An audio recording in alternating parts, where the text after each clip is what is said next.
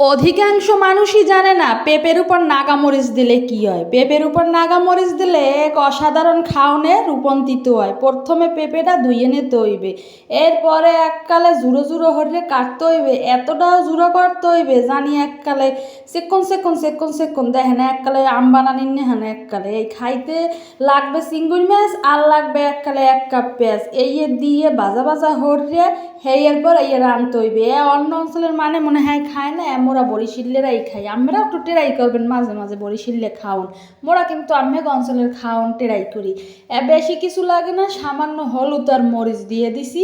এখন কিন্তু মোর প্রায় খাওন রেডি, এখন খালি একটু ডাইককে সেদ্ধ করার পালা। ও আর একটা কথা, কিন্তু এককালে পানি ছাড়া রান্না হইবে, এতে কিন্তু কোনো পানি টেনি মুই দিনে। এই দেন মোর পেঁপে গেছে সেদ্ধ হইয়ে, এখন এই দিয়ে দিব নাগামরিচ মানে বোম্বাই মরিচ। বোম্বাই মরিচ দিয়ে কি গন্ধ, যে স্বাদে অতুলনীয়, যে কোনো খাওয়ানোর স্বাদ চেঞ্জ করে হেলায়, এক্সের মজা। আমেরা কিন্তু বাসা বাড়িতে এইরকম রাইন্দে টেরাই করবেন। আর গেট তো বোম্বাই মরিচ এখন আর সহসায় পাওয়া যায় না। আল্লাহ হাফেজ।